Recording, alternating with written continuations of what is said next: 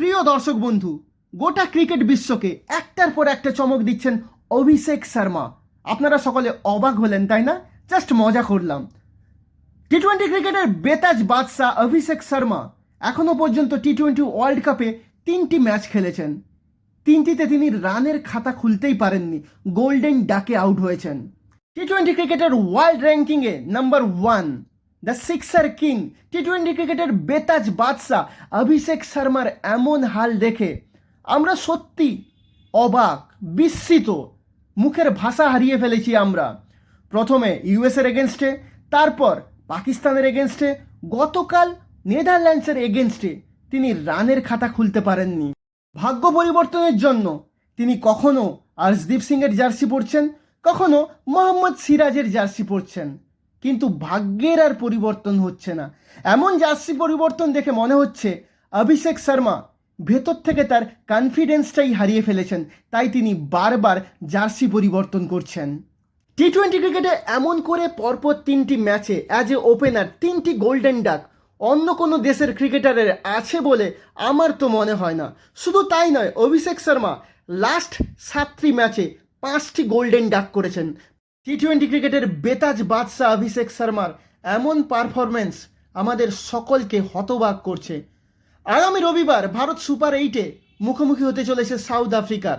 তার আগে যদি অভিষেক শর্মা ফর্মে না ফিরতে পারেন তাহলে ভারতের কপালে কিন্তু দুঃখ আছে ভাই।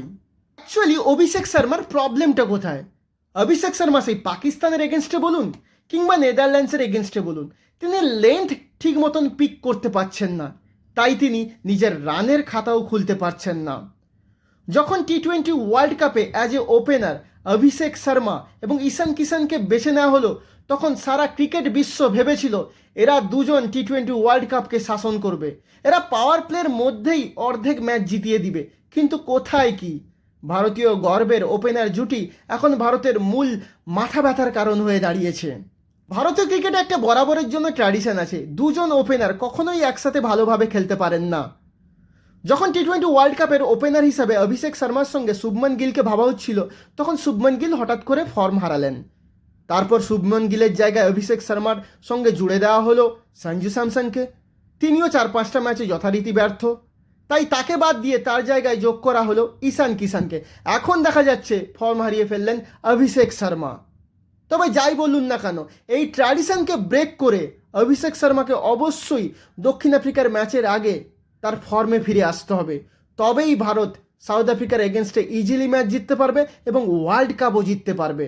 প্রিয় দর্শক বন্ধু, আপনাদের কি মনে হয়, অভিষেক শর্মা কি টি-20 ওয়ার্ল্ড কাপে সুপার 8-এ দক্ষিণ আফ্রিকার এগেনস্টে ম্যাচের আগেই তার ফর্মে ফিরে আসবেন এবং তার সেই পুরনো জালবা সাউথ আফ্রিকার এগেনস্টে দেখাতে পারবেন? আপনাদের কি মনে হয়, আমরা কি সাউথ আফ্রিকার এগেনস্টে অভিষেক শর্মার সেই আগুনে ব্যাটিং দেখতে চলেছি, নাকি আরও একটা গোল্ডেন ডাক দেখতে চলেছি?